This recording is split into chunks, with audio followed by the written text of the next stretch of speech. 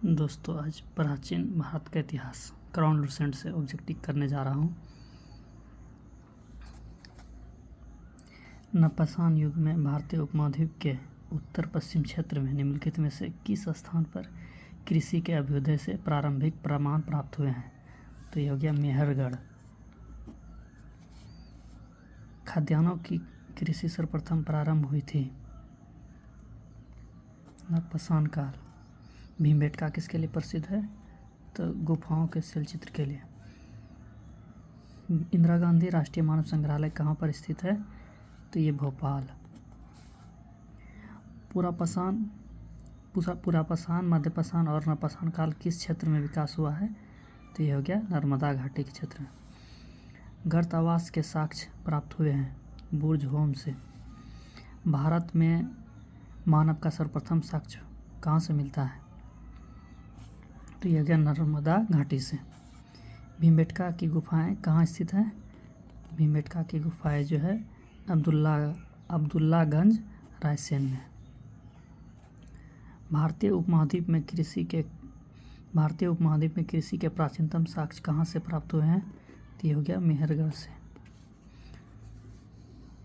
नर्मदा टोली किस राज्य में अवस्थित है? ये हो गया मध्य प्रदेश में।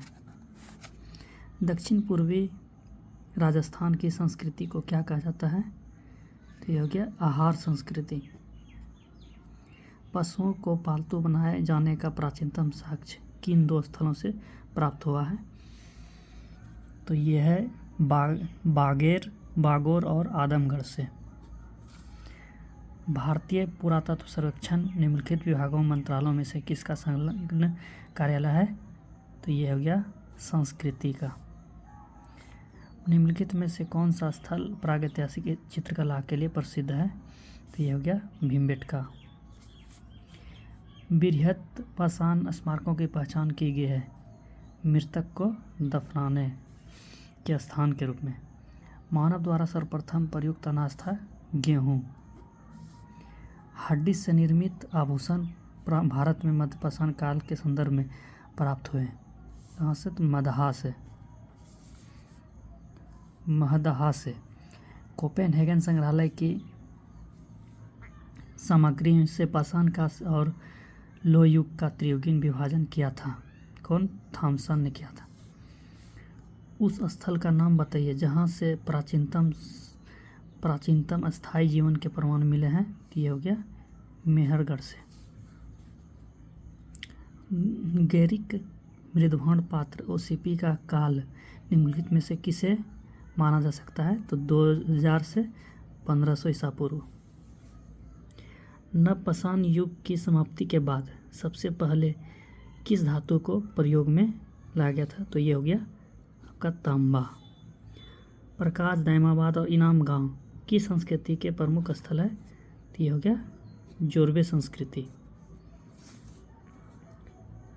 ताम्राश्म काल में महाराष्ट्र के लोग मृतकों को घर के फर्श के नीचे किस तरह रख कर दफनाते थे? तो ये हो गया आपका उत्तर से दक्षिण की ओर।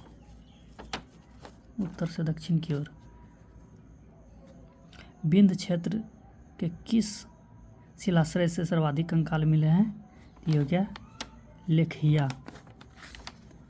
निम्नलिखित में से किस स्थल से मानव कंकाल के साथ कुत्ते का कंकाल भी समाधान को प्रयुक्त प्राप्त हुआ है? तो ये हो गया आपका बुर्ज होम से। निम्नलिखित में से किस एक पुरास्थल पाषाण संस्कृति से लेकर हड़प्पा सभ्यता तक के सांस्कृतिक अवशेष प्राप्त हुए हैं? तो ये है मेहरगढ़ से। सूची 1 सूची 2 को सम्मिलित कीजिए तथा नीचे दिए गए कूटों से सही उत्तर चुनिए। तो ये हो गया 27 का बी। जोरवे संस्कृति हो गया महाराष्ट्र से। 1 का 3। मालवा संस्कृति हो गया पश्चिम मध्य प्रदेश से। और आहार संस्कृति हो गया दक्षिण पूर्वी राजस्थान से। अब बचा प्रभा संस्कृति, ये हो गया आपका गुजरात से।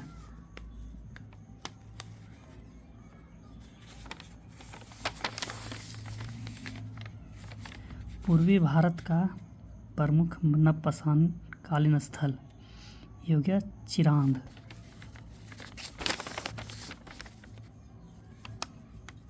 चिरांद उत्खनित प्रमाणों के अनुसार पशुपालन का प्रारंभ कहाँ हुआ था? ये मध्यपाषाण काल में।